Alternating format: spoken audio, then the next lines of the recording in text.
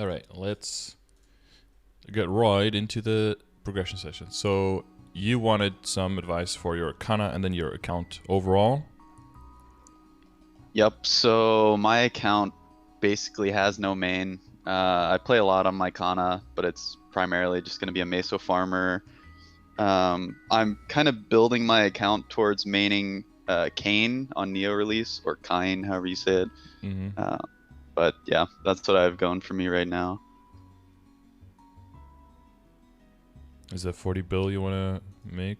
Yeah, that's a very light goal, I feel like, because I farm maybe an hour a day on my Kana, Mm-hmm. and with Maple Tour and Ursus, I get around a bill per day, so maybe 60 days plus a little for Kain release would be a very easy goal for 40 bill just to start off there. Mm-hmm. Okay. Someone's saying carry Pepela. What do you mean?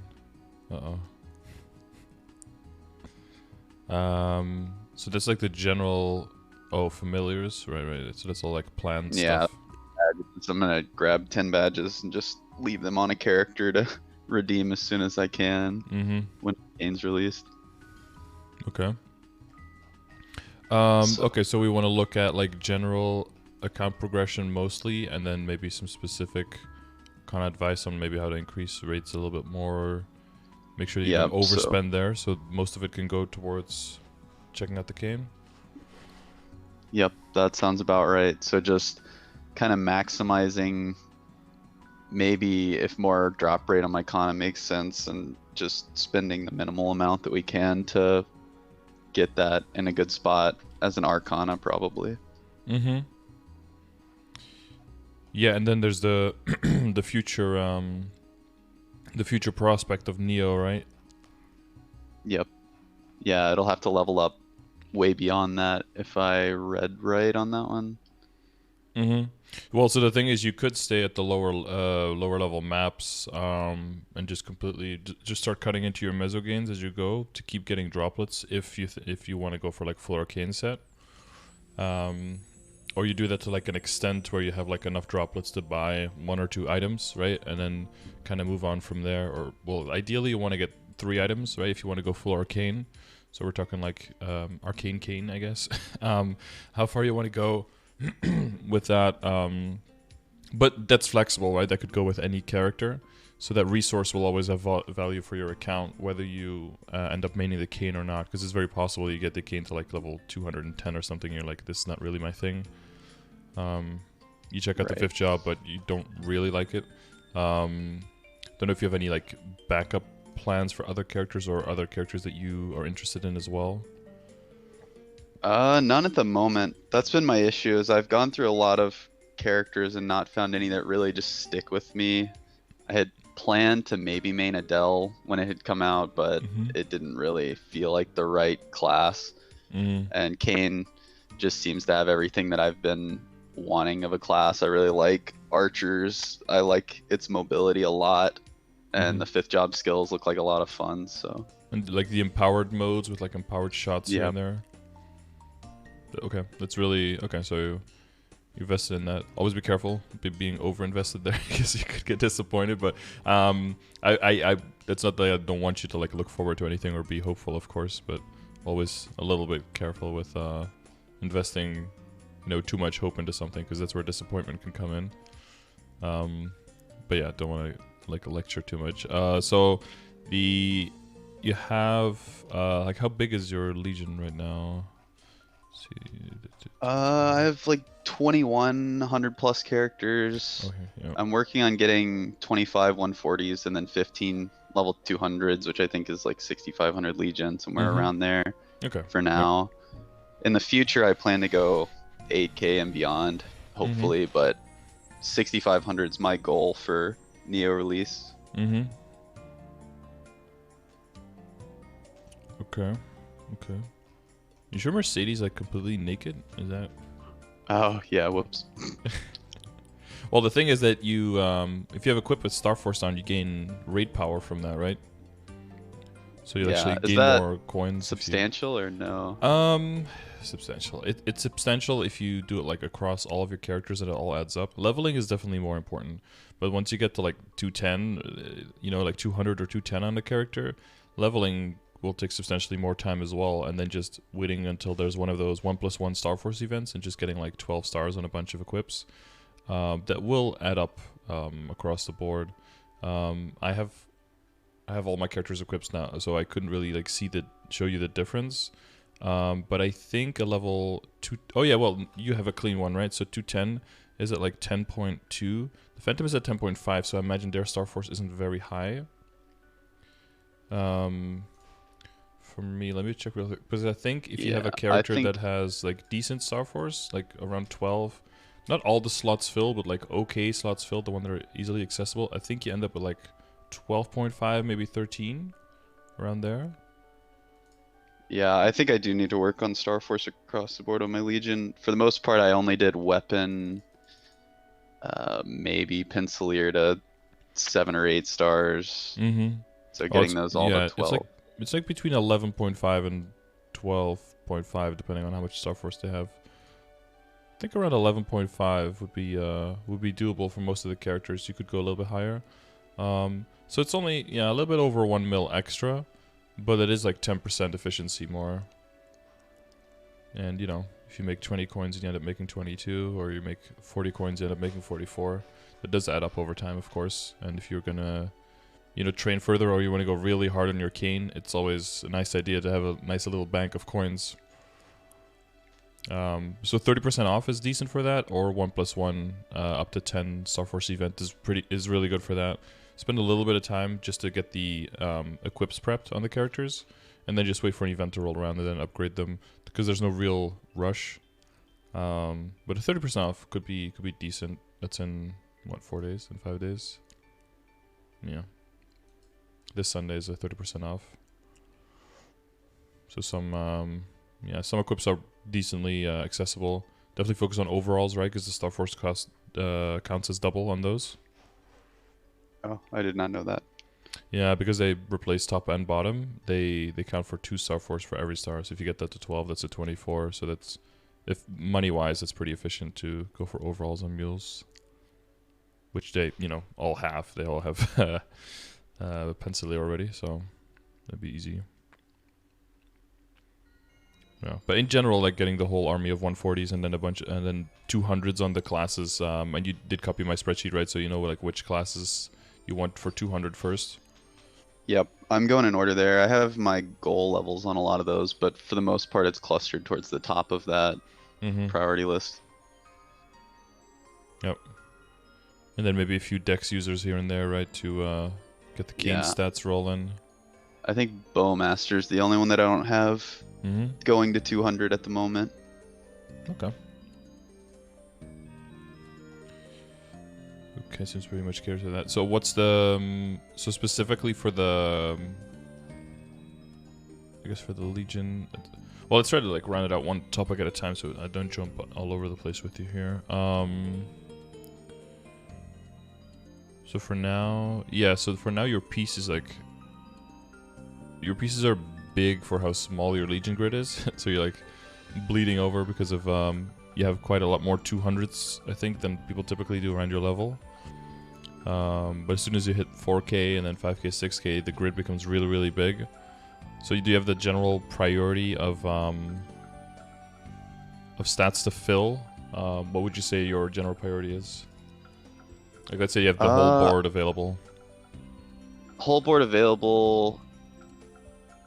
My crit rate's good where it's at right now. For my Kana farming in general, I would say just crit damage. I'm not 100% sure. Yeah, I'm at 99% crit rate there, but that's gonna go up by 1 if I get Bowmaster Link up 1 level, or Marksman up to 140, or one of those would knock that last % off. And then most of what I'm focusing on now is Legion leveling, so bonus XP has been up there. For Kain, when that rolls around, it'll be completely different, but He doesn't really lack for crit rate on his end either. I think he has 55% base crit rate, so should be easy to get up to 100 there. But for but eventually you want to go over 100, right? I'm not sure if it does it get benefits over 100 crit rate on him. Yeah, so Vicious Shot is a common archer 5th job skill. Are you familiar with Vicious Shot? I am not. Basically, it's your strongest burst skill as an archer. It lets you temporarily exceed 100% crit rate, and then gives you a percentage of your total crit rate in critical damage. So there's additional crit rate to take into account, where basically, early on you just aim for that 100%, maybe a little bit above, but once you really start leveling up Vicious Shot, which is typically after you get all of your boost nodes sorted, it's like one of your go-to, because when you level it up, the percentage of crit rate that gets turned into critical damage increases by quite a bit. I believe it starts at 20%, I want to say 21%. So let's say that you get to like 120% crit or something, and then you get 21% of that as crit damage. That would be like 25% critical damage for a bit. That's pretty significant, right? If you max it, it goes to 50%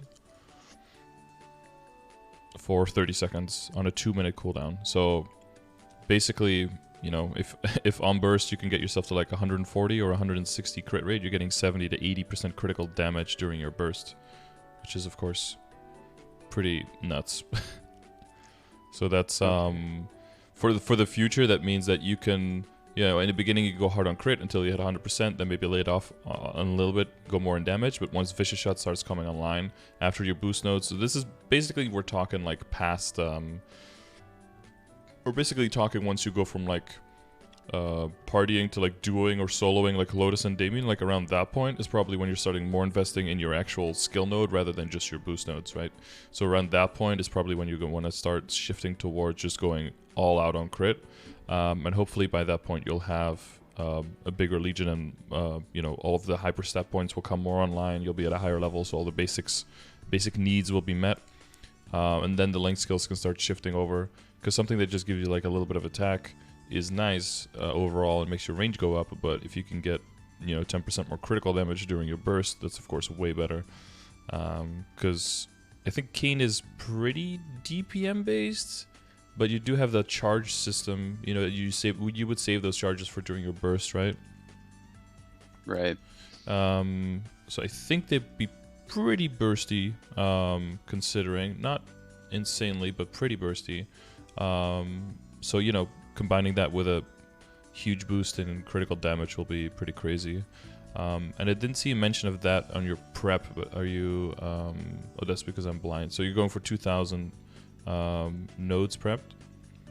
Yeah, that's a pretty light goal. I don't have much drop rate on my Kana, and I figure I'll farm quite a few on my Kain once I'm at that level farming, have drop gear there as well.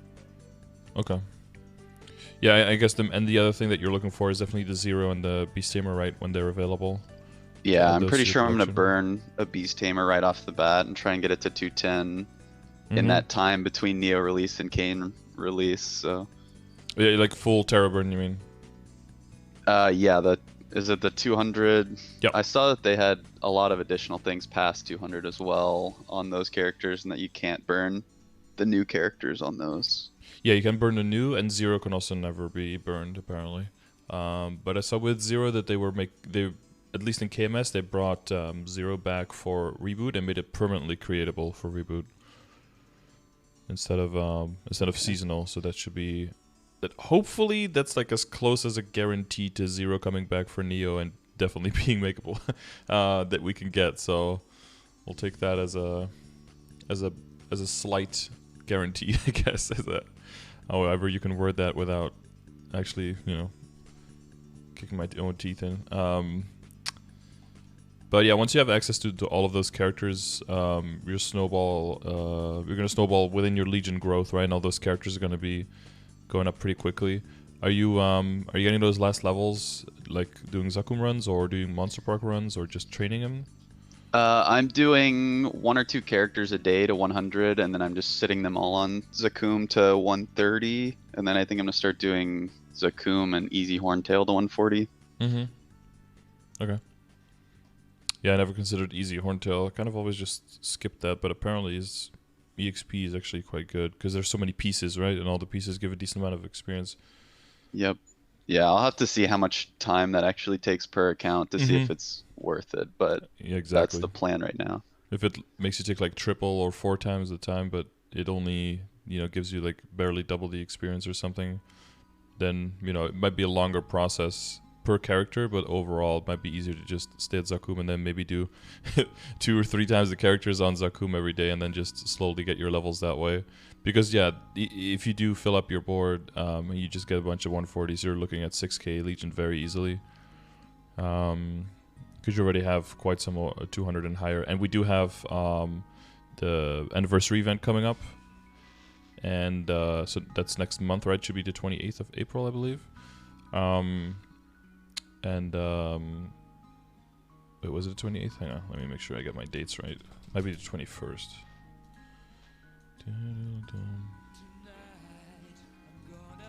No, stop. Nobody heard that. No DMCA. Okay.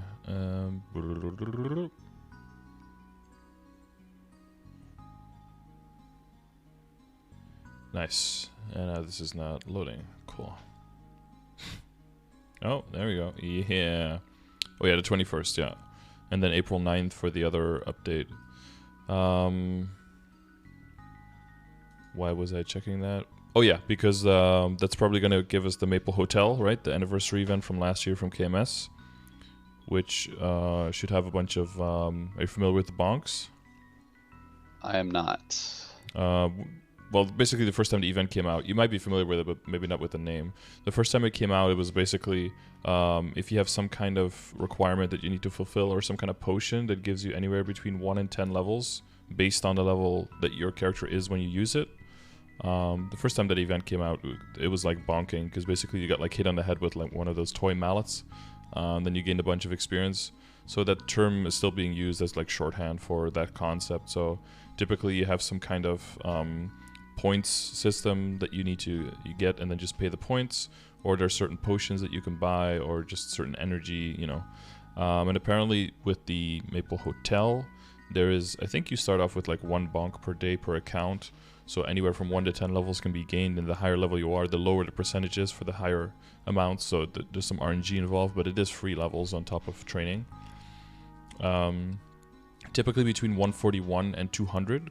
So you wouldn't have any characters right now that would qualify for it, but if you already get some characters to 141 that you want to eventually get to 200, you might get a really easy start there and maybe even get them to like 170 or 180 on a bunch of them, and then only have to finish the last few levels, or last like 20 levels or so later on. So that could be a good start. Or characters that you might want to get to a level 3 link skill could be a good time to get to that. And apparently you can build up to 3 bunks day later on, so might be a good idea to like prep a little bit for that, Legion wise, so you can get some crazy gains there and make that 6k happen in no time. You're writing it all down? Yep. So I'm trying to determine which ones that I want to go to 200 that are really painful to mob. I guess like marksman. Don't enjoy the mobbing there, things like that. So yeah, ones that have good value in double S Legion grid or in level 3 link that you don't enjoy playing, that's definitely where you want to focus those on the most. Yeah.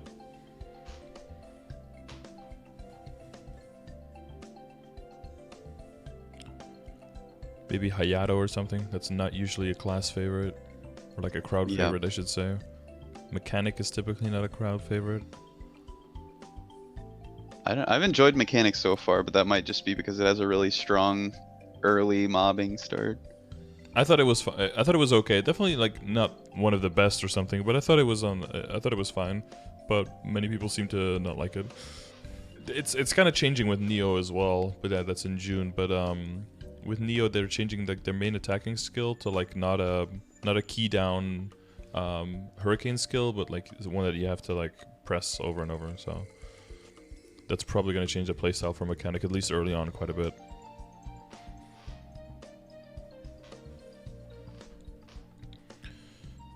Yeah, so that's one thing to definitely keep in mind and to kind of plan around. The other thing, of course, is that one droid is coming back. Is that tomorrow? Yeah, tomorrow.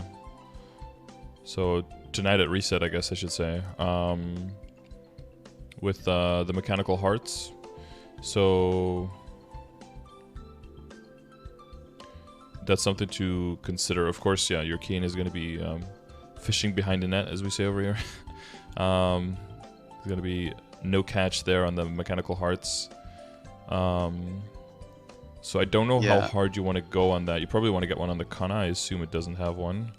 Yeah, I think Kana might be the only one that I go for it on there. I'll see how terrible I am at the jump quest first, but yeah, maybe just doing that one act and getting it on a couple of accounts. Maybe on the Adele if I choose to come back to that, but... Yeah, some characters that you are maybe considering, it'd probably be a good thing to get there. Or characters that you want to get to 210 and you want to get all the damage on there possible, something like that.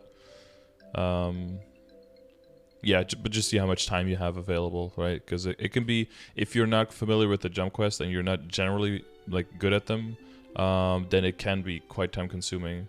The part where you just get enough coins and just farm them together to buy the heart and the android is like the smallest part of it, if the jump quest is something that you're not really inclined to be good at.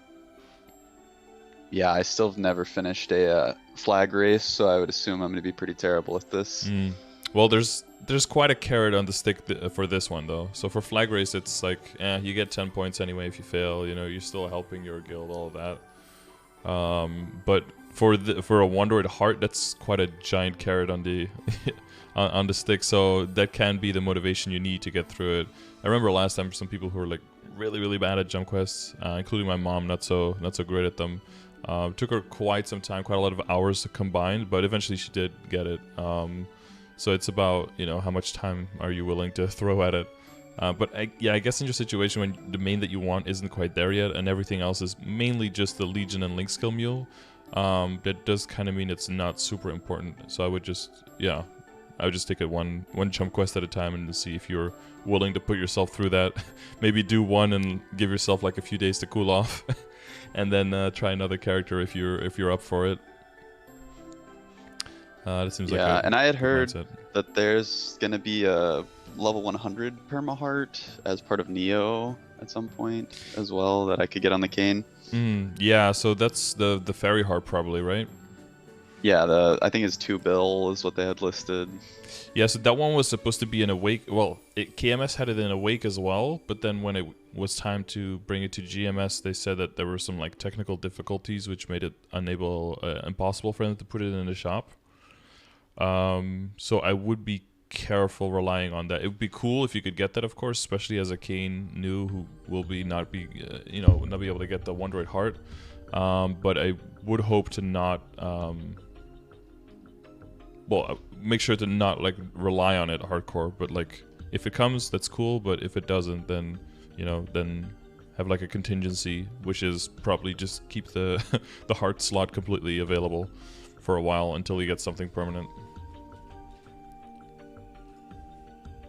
But I hope you get it. Yeah, for like nice. For new zeros who create then and new beast tamers who create then and I clicked somewhere. I know when I scroll, your shit disappears. You have this too? Oh, that's weird. Let me refresh it. Yeah, I didn't see that on mine. Maybe because of the level of zoom or something. Oh, now it's better. Okay. Uh-oh, doxed. You saw your full name. Oh no. Uh-oh. That's fine. But yeah, so I think with Legion, I think that covers everything, like the upcoming stuff and the priorities and things, unless you have any additional questions. Yeah, so I've never progressed past CRA bossing-wise, and I do enjoy bossing content quite a bit. I really don't enjoy getting carried or anything past some of that content. So I didn't know if progressing towards maybe solo duo Lotus Damien, if around 6,500 was enough to contribute there. I know there's a lot of other factors that go into that as well. Wait, for Lotus and Damien duo, what 6500? What Legion? Yeah, Legion. I think that unlocks the whole grid, doesn't it? 6000 is the whole grid, yeah. Okay, yeah. Yeah, I wouldn't say that's necessarily like a requirement, but that will definitely enable you. So a lot of the like invisible damage in critical rate, critical damage, ID, boss damage, a lot of that comes from your Legion and your Links. And most of that starts coming into play when you're doing more serious and harder boss fights for sure. So it definitely will enable you to get to that point more easily. People who can't rely on their Legion and their Link skills as much will just have to go way higher on their hyper stats on some of these things. They will have to allocate more ID mainly, and maybe some boss, to their weapon, secondary, and emblem potential, which means that they have to cut into their attack and magic attack percentage. So if you have your Legion and Link skill on point, you can go way higher on the magic attack and still be able to, hurt the bosses. Get as much as your damage through percentage-wise, but it'll be more damage going through because you'll have more magic attack. So that'll just enable you to get to those pieces of content more easily without having to do a whole bunch of puzzling with all your stats, but you'll be able to just walk in and do your thing, basically. Okay, yeah, that makes sense. And you're talking about that specifically for your Kana now, or just like in general for the future for your Kain as well? For the future for the Kain. I'd like to try and progress pretty quickly through CRA and start getting to that content that I've never really touched on. So we're talking about all bosses like CRA and up, or past CRA? Past CRA. I want to try to get through all 4 doors solo before I progress further, but I mean, initially it'll be Lotus and Damien, and then to the future doing Lucid and Will. So yeah, well, yeah, there are some bosses that I think are pretty good to practice with in between CRA and like Lotus and Damien. Well, for one, because they have really good crystal values, and they can have some good drops as well. But two, just to get more used to different situations that your character can be faced with, and sometimes by coming up with a solution to a situation that only a certain boss can throw at you, that might make it so that you learn like a new way of looking at your character and its mobility that'll help you get through another situation maybe faster, because you'll just learn to adapt quicker to what's going on there. So there are bosses, I would say, in between Syria and Lotus, so specifically talking about Hard Magnus, Chaos Papulatus, and Akechi, that have very, very different mechanics and things that they require. But as such, I think they can help you kind of discover the multiple dimensions of your class and how he can solve those, or she, if you make a female character, solve those problems. And I think that'll help you just gain more character control and just also kind of a more stable sense of progression, because otherwise the gap, I think, between CRA and immediately going from there to like doing Lotus and Damien and stuff can be quite a gap. So maybe they can also kind of ease the transition, that you still have some smaller milestones to conquer in between. And yeah, you get some sweet crystal value in between. Like Akechi is 86 mil, I think. CPAP is like close to 70, if I'm not wrong. So there is definitely some money to be made there as well. And then, chance of a PAP mark, that kind of stuff. Yeah, that makes sense. Yeah, I'll definitely have to get a lot better mechanically at bosses. I feel like playing on Kana or any character with reliable binds just kind of gives me a fast pass through a lot of some of the mechanical challenges. So yeah, I'll need a lot of practice on the Kain there. Yeah, so Akechi's 86, Chaos Papulatus is 79, and then Hard Magnus is 57 mil. So between those, that's 230 mil, almost 225. So that's also very nice. And yeah, it'll give you more character control and just some challenges to do in between. And I think once you get through that, like a Lotus and Damien, the one thing you can do to definitely get like a little bit started. Have you done Lotus and Damien already on any character? I think I went through one run on my Kana, so I've done the whole pre-quest act, whatever. Okay, that's good. I've seen the mechanics. I watched a few videos on Damien at least. Mm-hmm. I don't know that I've seen any Lotus other than just like 270s blowing through hard Lotus. Yeah, that's quite different from the slow runs. I think I have some slow runs on my channel. But I think, well, the reason I ask is I think it's good also just to go in on the Kana once, just maybe completely alone, and just try to survive. Just try to survive for a while, and just get familiarized with the stuff. Like, because Kain has that side dash thing, right? Is that going to be able to go through lasers? Have you looked into that? I'm not sure. He does have a couple of iframes too, I think, but I don't know on his dash. Yeah, he definitely has one like on a 5th job skill and then one with like a shield, right? Yeah, he turns into like a dragon or something. Mm-hmm. Yeah, it kind of reminded me of the Arc one. It's similar in like how it works. I think a little bit longer cooldown though, but kind of similar how it works. The Shazar doing Kain. I think he has that on here. Yeah, diffusion cores and stigma storms. He's got that here. They're 8 out of 8. Yeah, I don't know if those values are right for full abso, for weapon, 6, hat, shoulder. 7. Yeah, that looks right. Yeah. Okay.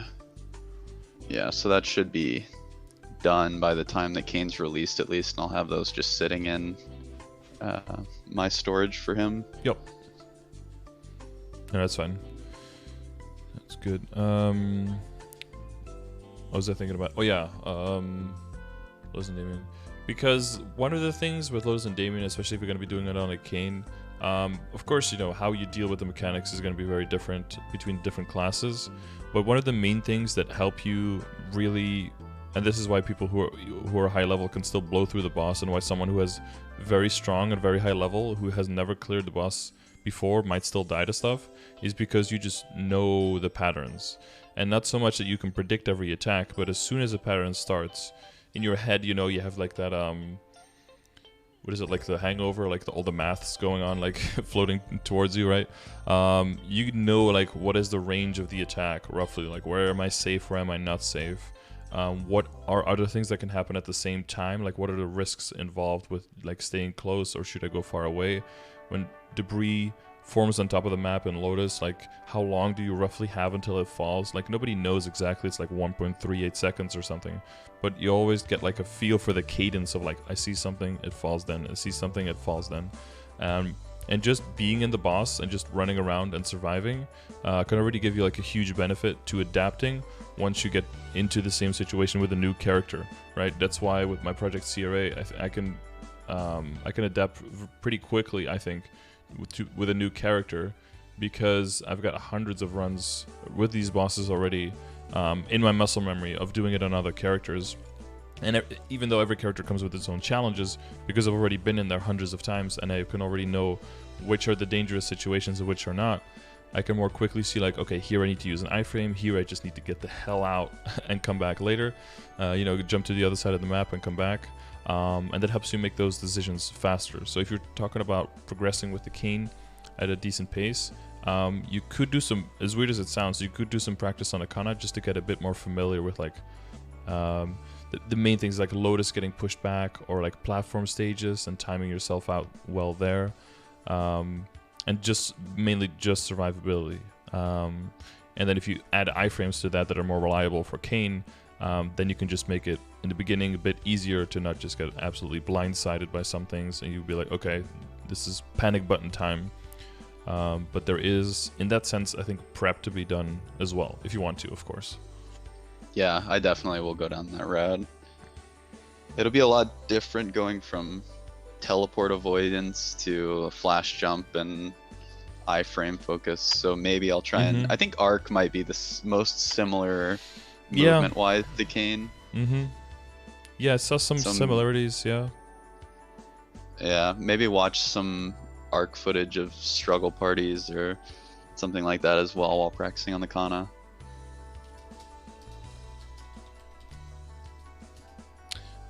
Yeah, that seems like a good idea. Okay. Anything else related to like Legion, Legion and prep and stuff like that will help you with your Kain? I think is relevant. I think I'm good on that topic. Mm-hmm. I did have a question on just some basic leveling stuff. Sure. So I know a lot has changed with Kana and Holy Symbol buff. Is it still worth it in that regard to have a second, third computer on Legion training? It still gives you stuff. So yeah, so Kana, if you just don't do anything and just press Legion in the corner, press Kishin in the corner, you have 50% uptime, which is still better than nothing. But of course, if you're doing like long-term training in one map, it's going to be pretty annoying to have like, oh, a bunch of monsters, and then as soon as you get used to it, they're gone again, and then, you know, and having to press every minute is pretty annoying. For Legion, especially in the beginning, you just want to kill as many monsters as are available, and you switch maps a lot, which means that you have a little bit of downtime in between anyway.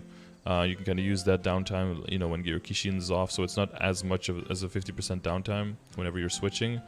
It'll depend on your totem coverage, like if you really want to dedicate all your totems to a certain character. And I think in your case, since you're mainly only playing Kana now, it's probably better to just pick the totem to make sure that you always have the steady stream of mobs.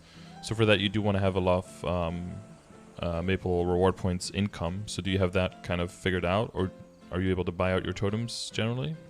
I don't have it fully figured out yet. I'm trying to habit form better around that. So I've got my MapleStory M account that I'm trying to level up so that my dailies are a lot easier there. Daily bosses, just getting into the habit of running through those and claiming the reward points.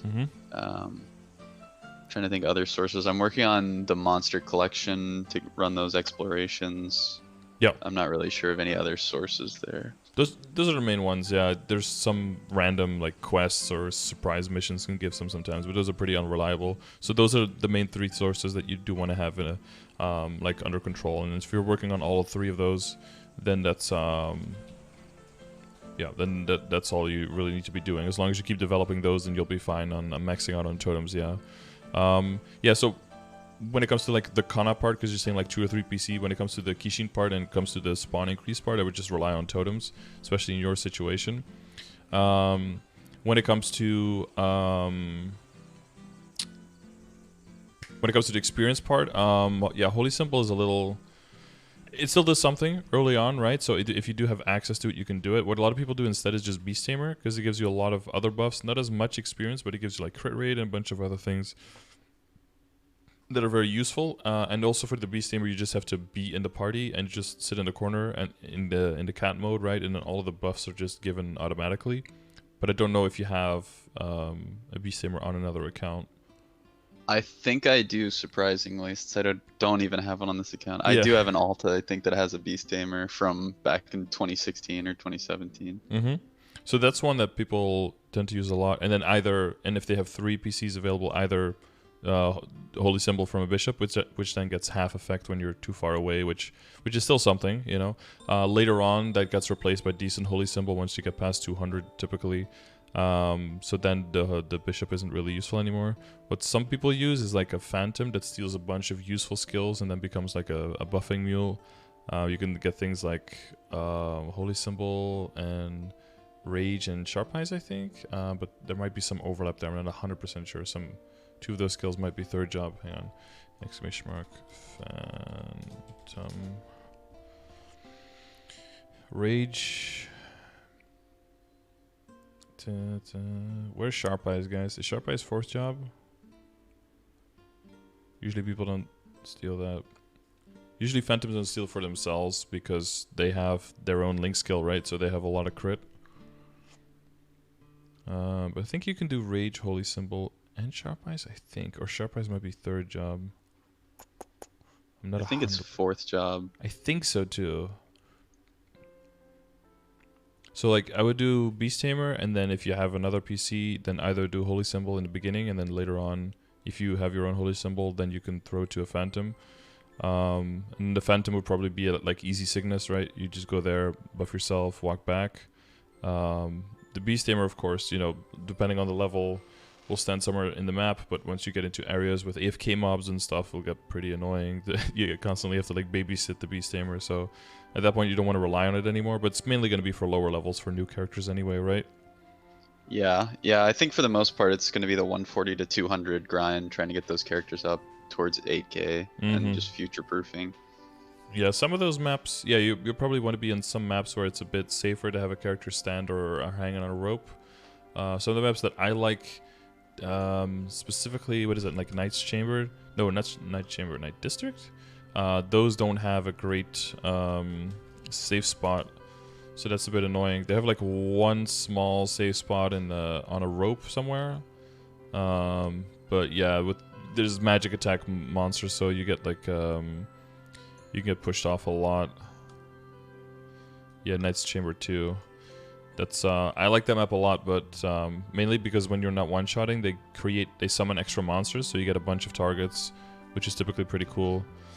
You just gain a lot of experience from that, and not too many people there usually, which gives you a lot of burning level. But you know, as soon as you mention a map, then people go there, and then and then the burning goes away. So it's always a little bit of an ebb and flow of what map do you go to. Just don't go to the thief ones, because they hit you like 4 times at once, and they can just one-shot you because the damage all gets applied at the same time. So we just have to just leak out some terrible maps and people start moving there. Yeah. Go back to our spots, and then it's like, hey, why aren't you following your own leveling guide? Shh, don't tell anyone. Yeah, I'd be like trying to ruse everybody. Yeah, but I think that's like the order. So yeah, Beast Tamer would be pretty high up, and then either Holy Symbol, either Bishop like straight up, or Phantom that has like a weaker form of Holy Symbol but still has that, plus some other stuff, maybe even more crit rate, that stuff.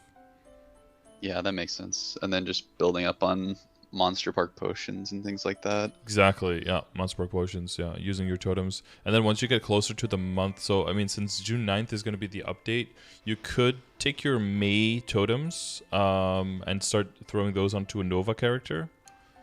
You know, because Kain is Nova, right? So you could share through the cash shop, so you can have extra totems there. But it is also possible that Kain doesn't come out until like very late June or early July. Like, we don't know how the update schedule is going to look exactly, right? So then you run the risk. So if you're going to do any work on any Nova characters, maybe leave that to last, so that you can like panic jump into that once we get the patch notes for June, and we see that that Kain isn't immediately coming out. Then you can like jump on the Nova characters, at least use the totems there, and if you see that it is coming out, do some stuff on other characters, and then you'll have all of those totems to throw into your Kain immediately, something like that. Yeah, that makes sense.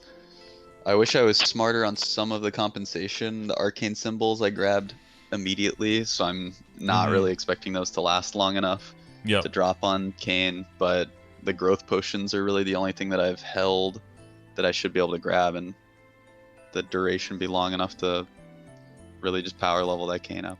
Yeah, that was the next thing I was going to talk about, like in terms of Kain progression, if you held on to that compensation.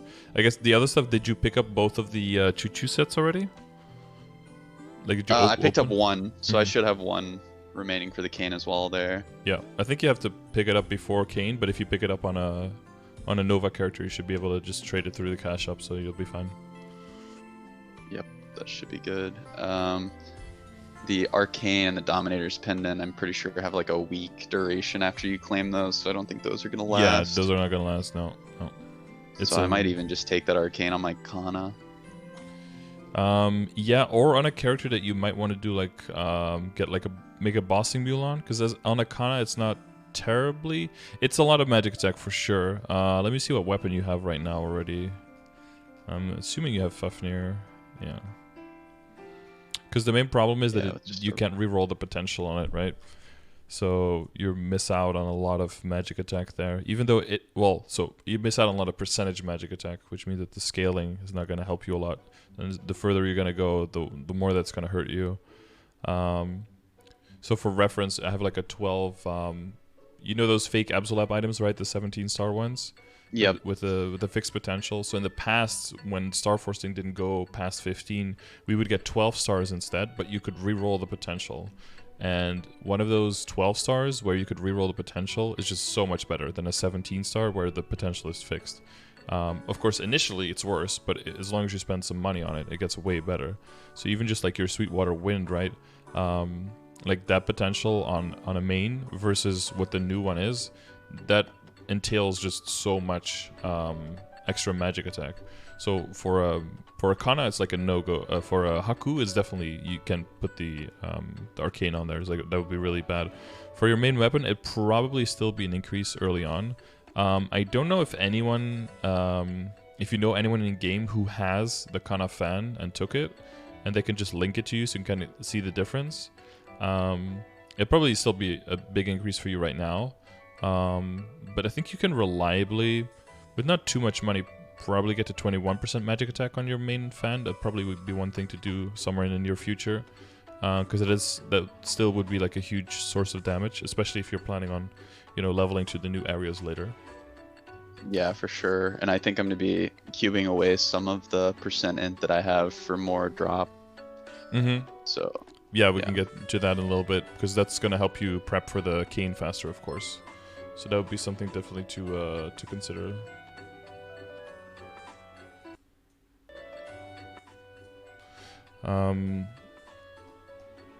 Yeah, but let's look at everything through the Kain prep lens. I won't go over the link skills too much, because I assume you kind of know what you're doing there, and you're going to get access to more stuff, so it'll just be like mix and matching whatever's the best for you, right?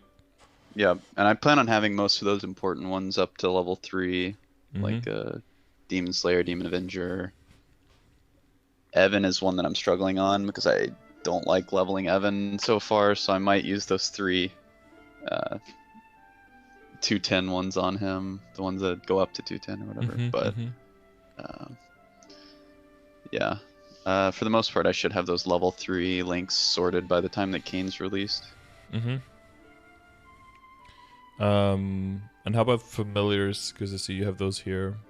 Are you familiar with this? With all the stacking between them and how to go about building up on those? Are you talking about drop rate, or in general just like a foundation for familiars for a new character? Well, the foundation for a new character would just be getting a bunch of them and just building them, right?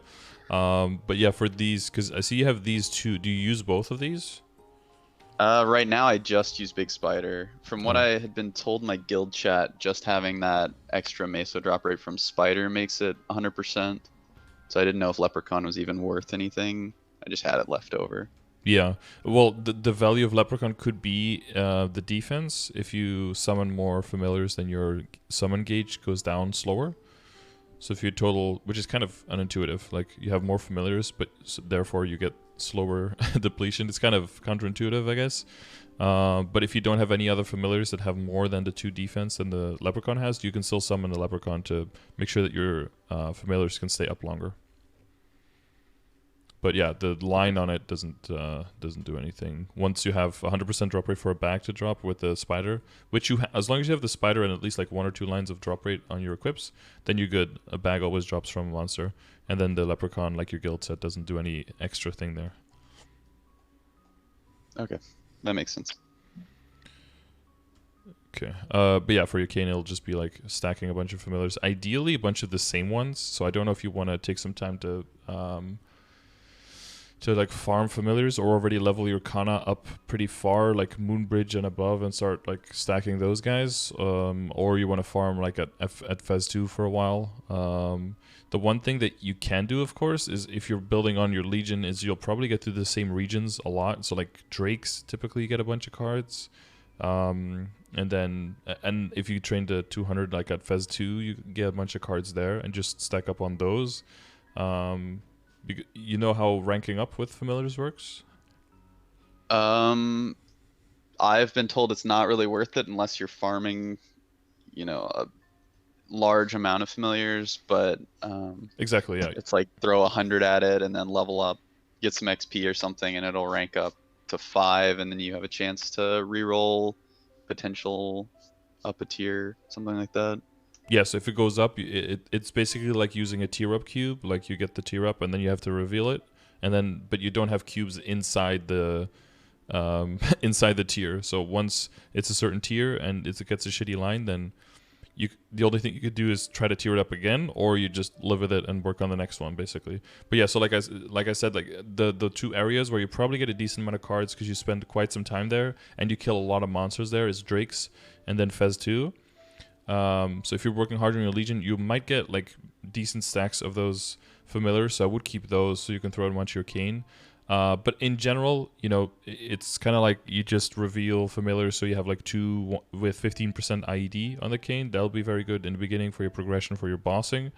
And then until you have, like you said, like giant stacks of them, you won't really reliably get anything that's way better than that. You could, you know, make like 1 or 2 epics maybe with familiars from your Legion and get lucky, get something like a large drop or something, because that's going to really propel your progress on your Kain itself when you're on it, is if you can get some kind of significant drop rate line on your familiars. Yeah, that makes sense. Yeah, that will help you a lot. Just, you know, more nodes, faster quest items, etc., etc. Yeah, so I had been just storing any familiar card that I got, just in general on any of my legions, and I'm just going to transfer them over there and reveal. So like I'm doing the 10 badges so that I get 3 familiar slots. So I don't know if getting triple IED familiars is a big difference from just the 30% you would get from common/rare lines. Yeah. Well, in the beginning, if you can get that, plus, you know, all of your Legion and Links really coming into play, you'll have much less problems with the earlier bosses than some other people would. So that would be fine. Because in the beginning, there's not much else you can do. You can do like minor healing and like minor drop rate, but that doesn't really overlap with the IED that you would want to get. So that would be fine. Yeah, familiars are one of the just kind of tedious things that I'm trying to knock out a lot of before Kain's release.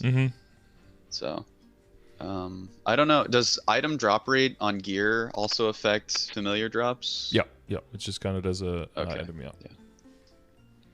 So the only things that are not affected by item drop are like Papalatus Mark, Absolab equips, Arcane equips, and items in the Pitch Boss set, all of those, and the Superior Golic stuff. Like those are not affected. But everything else seems to be just normally affected by drop rate on equips. Okay. And then Greed Pendant's passive drop rate is only for like gear. Is that correct?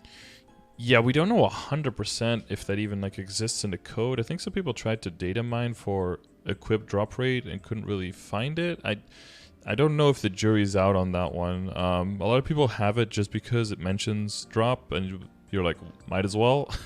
Yeah, I queued mine up to legendary. Yeah, I saw that. Yeah, I think I have it on some of my characters as well. Because remember that symbols are equips, so if you're training in the higher level areas, hopefully it should increase the drop rate of getting more symbols to drop, which, you know, is some value because it gets you to higher stat faster. But yeah, I don't know if anyone has the actual maths to back up like this is how much it helps and this is why it's worth. I don't know if that's, we're just kind of hoping that works. And as you realize in the last few months, like trusting Nexon with these things is maybe really like a leap of faith that isn't really warranted. Because it seems when systems aren't very transparent, they're not erring on the side of caution there. So yeah. But I guess that to stay in the realm of like drop and mezzo and stuff, so what kind of set are you using on the Kana right now? For the most part, I have reinforced and then just boss set, really. And how much drop and mezzo are we talking here? I have the full 100 on equip mezzo and then 20 inner, but I only have 20% drop, I think. And then greed pendant as well. Right, and that's on a cracked ring that has double. Yeah, okay, that's pretty nice.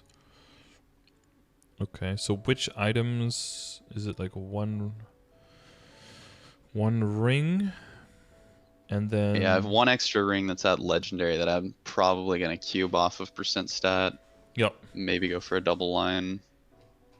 And then you would need an eye in the face and the earring. Yeah. To get drop rate on, right? Yeah, I'm just trying to balance out cubing away from that stat and still being able to one-shot, especially in some of those later areas Yep. in Arcana and things. Yeah, I think the main thing for that, to be able to maintain that, will be to increase on the Star Force. Yeah, I think for upper caverns or whatever the main Arcana spot is for Kanas is 540, so I've been building towards that. I know I have a lot of hyperstat in Arcane Forest just to try and get to that point. Yeah. Well, that's going to be the main thing, right? If you for the future planning and with Neo and all of that, you're like, okay, well, I guess we'll have to keep leveling the Kana. It's one thing to realize that, but the other thing is the implication is that you're going to have to go crazy on symbol dailies, right? Right. You're going to have to do those like every single day. Possible. Well, you haven't used those 1,000 yet, right? I used maybe 200 of them to get Arcana like caught up with the others a little bit. Yeah. Okay. How are you with Spirit Savior? Are you okay with that on the Kana?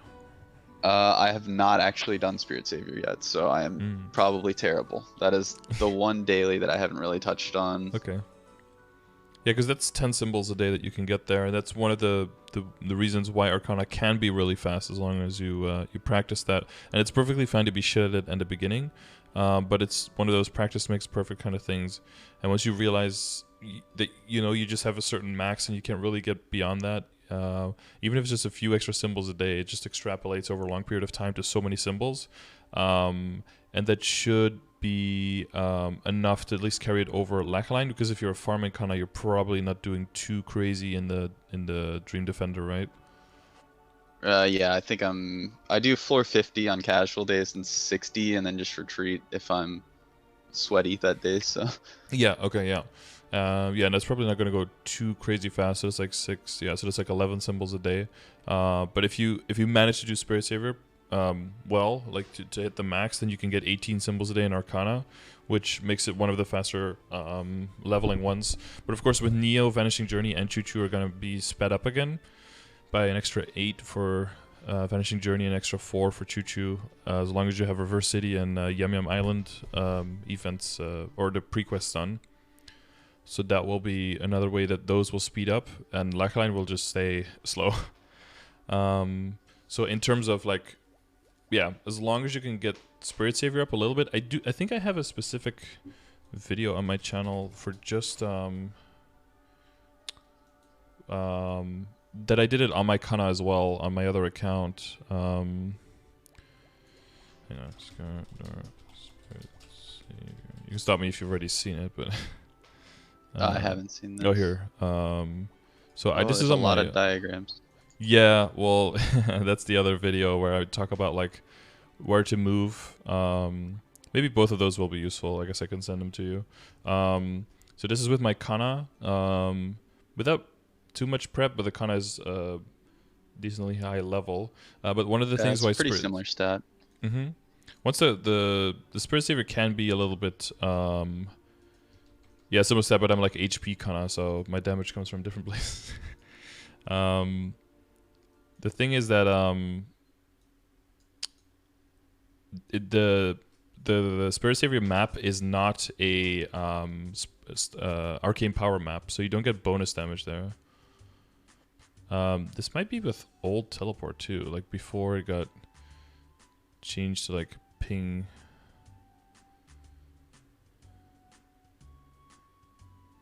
Oh, wrong skill there. Yeah, so I make a bunch of mistakes here as well.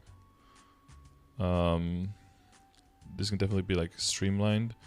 But one of the things that you want to make sure that you're aware of is like the distance between, like how far your teleport is. Once you have that pretty well imprinted, you can make some decisions. So there I use the Shikigami Charm to extend the jump a bit, and then you can use teleportation a lot. So you want to use the jumpers a lot, right? As a Kana specifically. And then you want to use your teleport to break the momentum. Oh, I fucked up there. To break the momentum of the jumper to make it sure that you don't overshoot things. Either that or rope lift, whichever works better. But the Shikigami Charm definitely has a lot of utility. So there you see I didn't actually have to use it last time. That was just for show points, I guess, because the teleport is quite a good range for Kana. So, and then yeah, you of course like ideally you want to save 5 spirits at the same time and then hand them in. That's the biggest value per spirit. But of course in the beginning that might be a bit hard. And one of the major tricks is how do you hand in the spirits? Like what path do you take? So I'm taking a little bit more risky path here. And on the next one here, I'll take a little bit of a safer path is by going through the top. And then just making sure that there's a lot of distance between you and the spirit has to go all the way diagonally through the map. And as long as you keep going, there's like no chance. Some people like to go through the middle with the down jumps, but as you will find out when you do Spirit Savior, down jumps are horrible in this game. You probably already noticed just playing it. Yeah. There's a lot of tree roots that get stuck on in this map, and down jump just doesn't work sometimes. And then when you try to use it, the spirit just has just enough time to like catch up to you. Like this handing in already is also quite risky.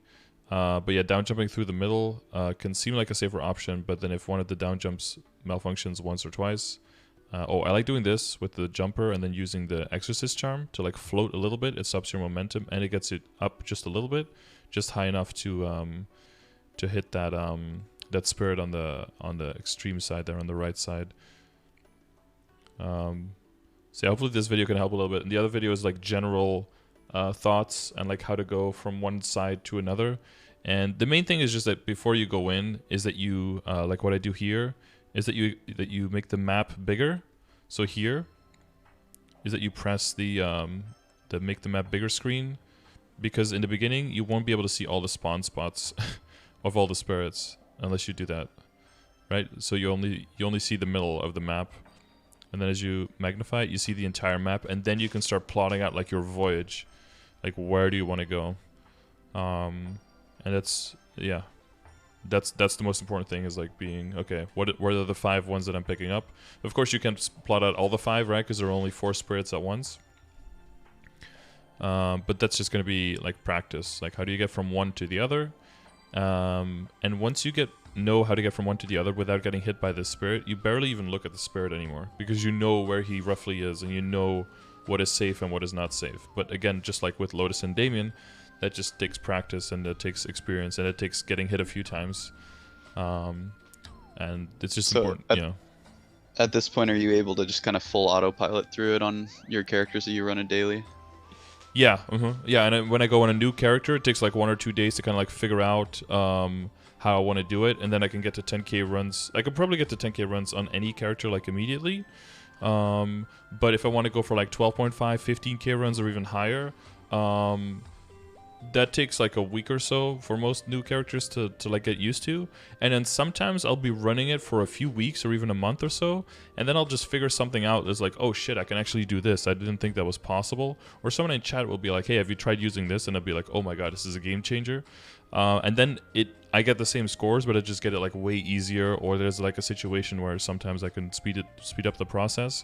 But as long as you can get 10k runs, then you're fine. 15k runs are nice if you also have Morass unlocked, and then you can just auto-complete the last one, and then you're just done after doing one run. That's kind of cool. But as long as you can do 10k runs reliably, then it's also fine. The problem is if you do a 10k run and then you go out because you want to do it quickly, and then you fail one of the runs, then you can't like go back and take that extra time. That's a little bit unfortunate. Yeah, but that's 10k is a good goal to aim for. But if you get stuck with like 4k runs or something in the beginning, at least you're getting like 4 extra symbols a day if you can do 4k reliably, so that's still pretty decent. Okay, yeah. But yeah, some more work. But that's also why there's so much value in leveling and getting to the newer areas, so that you can speed up all these dailies, right? You could just if you do one good 10k run, boom, autocomplete the other 2, done. That's the dream. That's why they want you to push to 235 ASAP.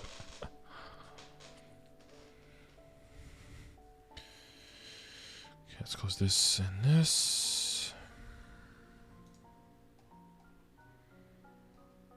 But yeah, so the main reason why there's the emphasis is because Mainly for your damage and stuff, you don't want to emphasize too much spending a whole lot of money on upgrading your gear, especially not on a farming Kana, because you want most of the money to be able to, go to the next character. Kind of same thing with nodes. Although nodes give you insane amounts of damage, you do want the nodes to be like at the minimum to do the damage that you need, but not go over because you want to save nodes for your other character. But when it comes to symbols, those aren't tradable, those aren't transferable, so that's the damage that you want, both final damage for the arcane power requirement and stat that will allow you to do all the damage, and that will stay on your character, so all the time invested in there will be very useful. So you do want to make sure that you deplete the access to symbols that you have, because the other ones have a higher opportunity cost of going at the expense of your progress of your account. That's why I emphasize it here a little bit more. Okay. Yeah, that makes sense. And then similar to all of the other sessions you've had with returning players, I think I'm missing that new 5th job V-Matrix skill that Kana got. I think all of them got a 4th. Yep. Yeah, you have like a big boss in the back of the map. Though, man, I don't know how good it is for Kana necessarily. But basically you charge it by having the ghost boss Yaksha on the map for a certain amount of time, and then you can summon him, and then it's a small iframe when you summon him, and then basically the whole map just has the Yaksha face in the back. Apparently, people are commenting on an older video where apparently I predicted this skill like way before it was announced. I didn't even remember doing it, but apparently it was like really, really close to predicting it, what it was going to be like. And it just does continuous damage like across the map while it's summoned, and then when it despawns, I think there's another like small iframe when it despawns, and then you have to start charging the Yaksha boss again when the skill ends. So I think people use it as like a background skill when it's charged, so that they can go loot across the map and not really lose a lot of kill potential. I think is mainly what it's used for. Okay. Yeah, that makes sense. And to like alternate with domain, right? Because domain is also kind of the fuck the whole map, I'm gonna loot kind of skill. As long as you have that one charged, it's a free for all. I tried dumping most of what I could onto domain just to try and max it to get that duration and cooldown a little better. Yeah, it's already pretty high. It's already pretty solid.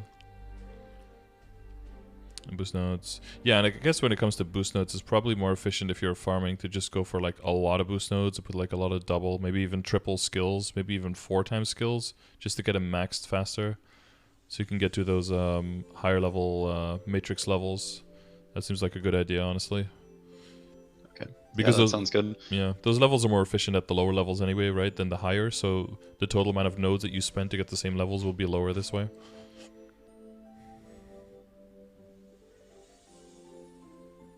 Yeah, and the skill nodes will stay pretty low level. Yeah, it's fine.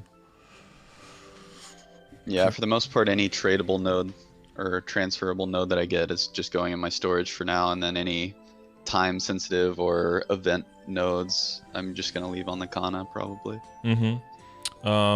One thing to note is, so 2 things when it comes to your hyperstats. One is, once you get to the higher level areas and you want to do Tengu stuff, it's probably better to have a little bit more points in mana, because you might have already noticed that your mana runs out quite quickly sometimes, because Tengu can like, if you're using Tengu that is, because it can like malfunction sometimes and take your mana cost like 2-3 times or something.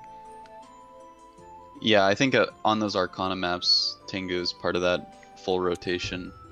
Yeah. So I will need to focus on that, but I don't use it much now in Chicken Festival or wherever I train. Yeah, it's just like put down summons, hold down Exorcist Charm, everything dies kind of thing. The other thing is that when you're doing Dream Defender, those monsters are boss monsters. So if you have more boss damage in your hyperstat, that would help you climb Dream Defender if you're ever interested in doing that, just as a side note. That makes a lot of sense why I struggle with it now and had it such an easy time before when my Kana wasn't really geared towards being a Kana farmer. Yeah, because the boss damage on the character is pretty low, understandably so, because you're farming it mostly. But yeah, so if you are planning on going like higher floors there, then that's probably where you can get some gains if you want to temporarily reset some stuff, Maybe once you have enough arcane power, right, and you don't have to have 11 in there anymore to go hard. Then reassigning some points will definitely help you get a bunch more damage in Dream Defender.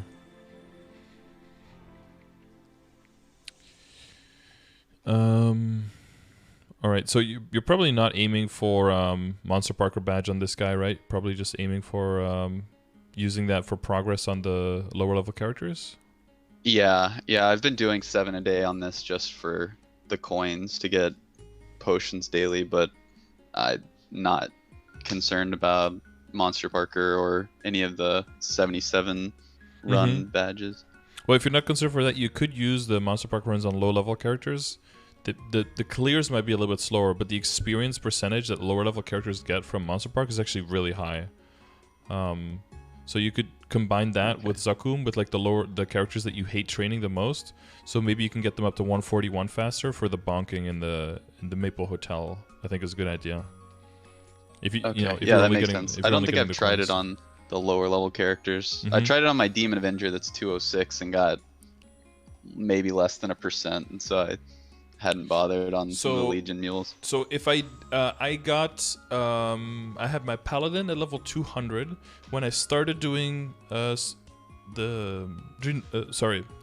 saying Spirit Savior, Dream Defender, everything that's not Monster Park on it every day, and when I had the Monster Parker medal, so like 11 weeks of 7 runs every day.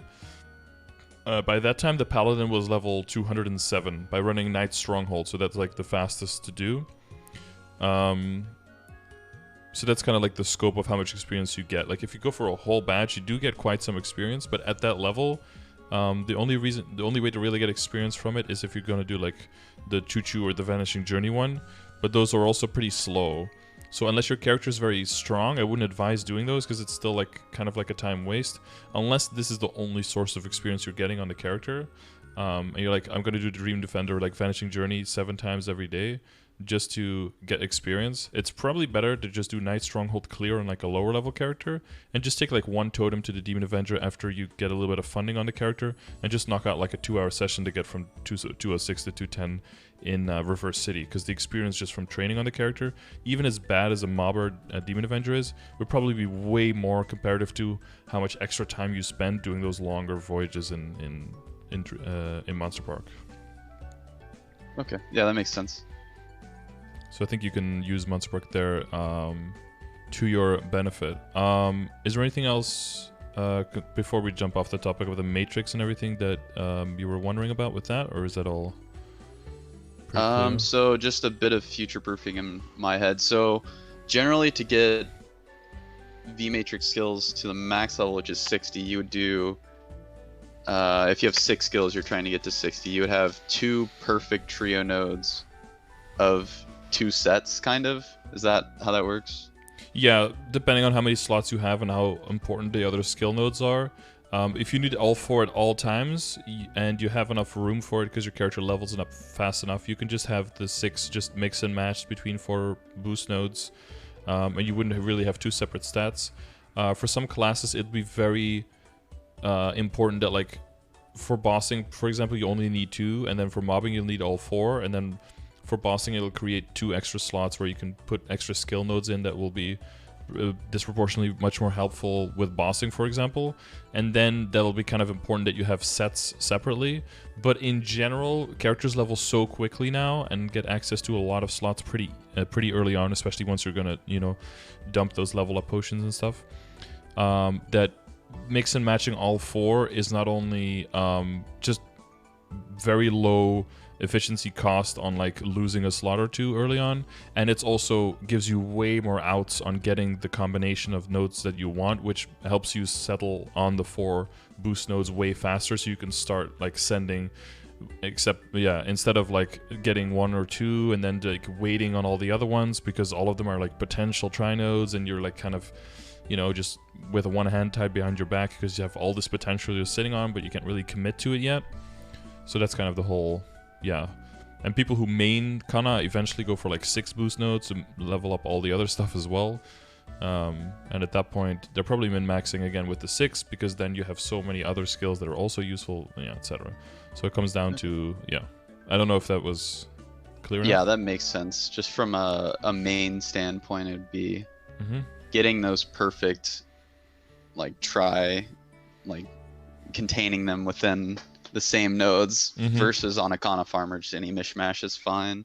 Yeah, pretty much. And like I said, you have enough slots, and there's not a lot of other skill nodes that are super important. Maybe the Sengoku Force would be like kind of nice, but other than that, just getting another boost node into like level 10 or so, in a level 5 slot, and an easy 15 levels again on all the other ones to just get everything maxed. That'll be way more value on a farmer. But yeah, on a Kain, you would want to go a little bit more strict, look like which characters you need. But again, I don't think there are too many insane skill nodes that Kain would rely on early on, and then once you get to that point, right, where Vicious Shot and all those other ones, and the Goddess Blessing, those kind of things come in, at that point you should have quite a lot of slots available. And then at that point, as long as you're like consolidating your boost nodes, because like the ideal situation is those 2 perfect tries for a set of 3 skills, or 4 perfect tries for a set of 6 skills, sorry. And then once you're consolidated in that many, then all the other slots are available for skill nodes. Maybe even for a special node, you know, if you want to do like a training one or a healing one or a bossing one. That's something that you can then even move into if you're so inclined.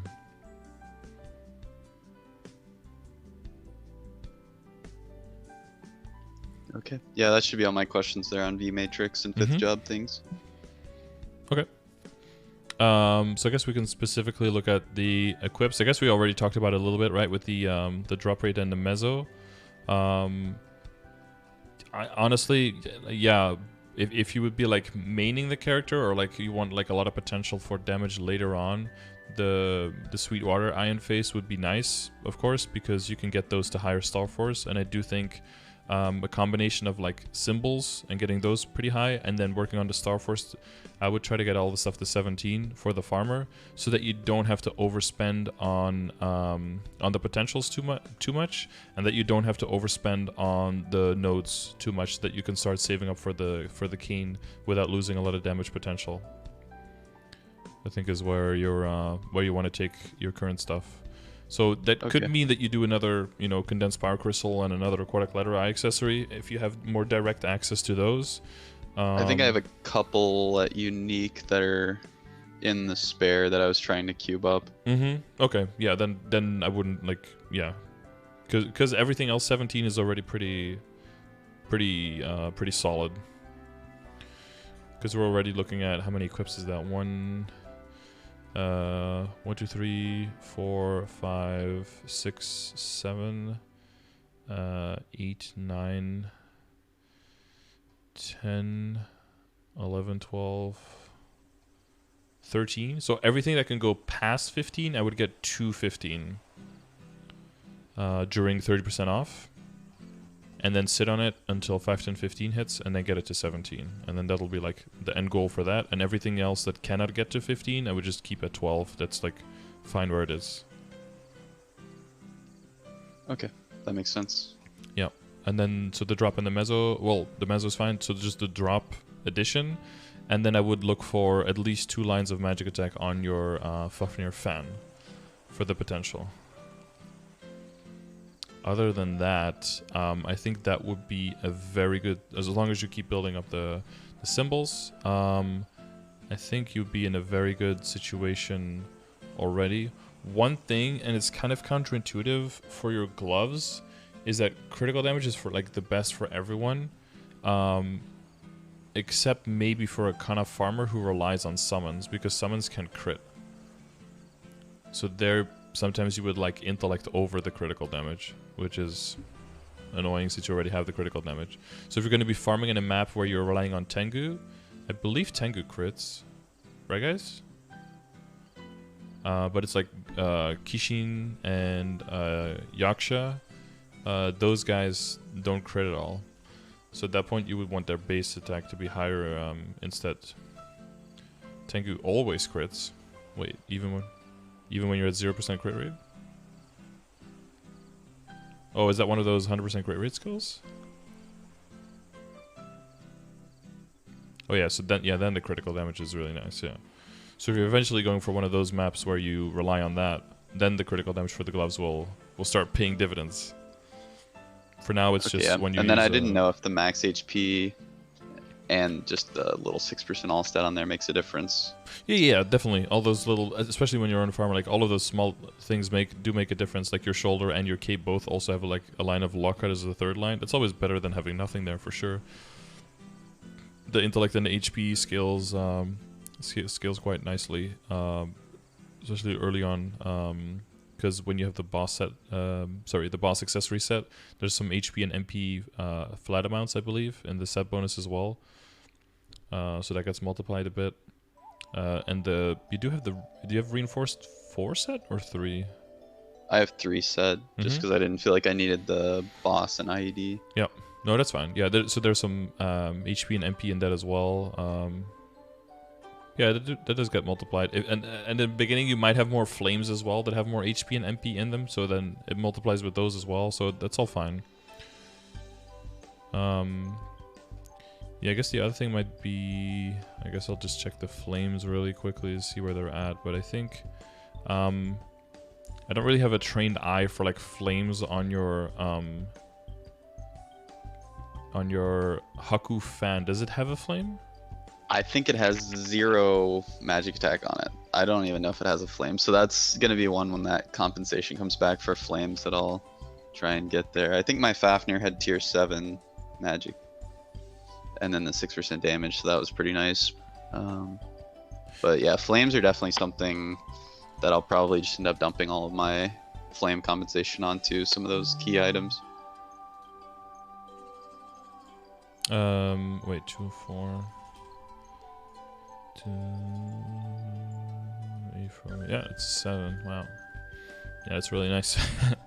Yeah, so don't go too hard, right, on the Sweetwater Wind, because you're aiming for, what is it, 210? Is that 210 base? Yeah. So you're probably only gonna hit... Yeah, it's gonna be, wait, not Flame Advantage, there we go. Yeah. Like, the 39 is probably gonna be the realistic number you're looking for, so that's not a crazy number.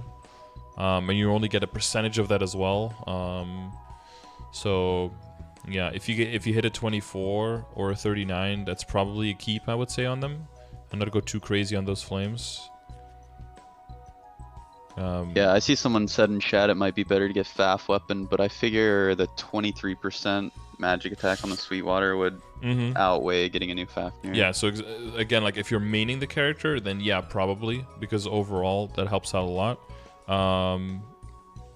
And then, or even like switching them almost, because the boss, right? The boss would go into your main and then actually work.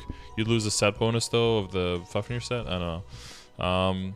But there's like options there, and you definitely want to move into Abzo. But since it's your farming, kinda, I wouldn't go for the second thing, even if it can be a small increase, because of how much money it would cost to do that, and you want to make sure that you make money, not spend money. Yeah. So that's why I agree with you. Yeah. The Akechi weapons do have flame advantage. Yeah. They're a pain in the ass to get though. Other than that, on your equips, I wouldn't go too crazy. So saving up and getting a bunch of stuff to 15 this Sunday would be ideal. I don't know how much money you have saved up right now. I think I have 6 bill just sitting. Okay. Yeah, for a bunch of items though, safeguarding would be advised, so that could still be...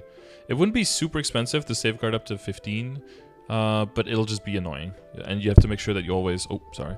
That you always like double check if you have the safeguard tapped on, right? Because it can sometimes disappear and sometimes reappear and everything. And a bunch of your items will be quite a pain to replace, so... I don't know if you have backups for the CRA stuff? I do. I have all the tokens to redeem for maybe 3 or 4 extras on those. Okay. Yeah, then you could opt to not safeguard the CRA, because the chance of blowing up is rather low, but it's kind of up to you. But I think for CRA, I would probably not safeguard. And then for other things that are easy to replace, so maybe the shoes and the gloves, I would also try to get to 17, just because of the buffs to 17. But of course, you wouldn't have to safeguard those either, right? Because you can get a bunch of pencilier shoes and gloves back up easily. So that will save you some money there. But for the other items, you know, like the belt and the earring and all of the rings, especially, there you want to safeguard for sure. And the pendant, yeah. So everything I can go past 15, get to 15, preferably Sunday. Keep there until 5, 10, 15 is announced, and get it to 17. Work on symbols, potential on the fan, and the extra drop rate. And I think that will put you in a great position to prep hard for Kain. Yeah, that sounds great. Build up a bank and just try and progress further than I have on any other character there. Exactly. Yep. And then I'm just trying to build up any of those, you know, tedious things that I can knock out now, such as badge familiars and other things like that. That'll also be easier once you get that extra drop rate going, because it'll just make everything a little bit faster. I guess the last thing to prep that we didn't talk about yet, are you making like wealth acquisition potions, experience accumulation potions, those kind of things? I do have a couple of those made now, and then I have maybe 10 of each recipe in my storage. So I should be getting more and more of those built up into my storage. Okay. Alright, yeah, that's fine. I think that covers everything? I'm thinking if we... I think so. We touched on all my questions, my primary area questions there.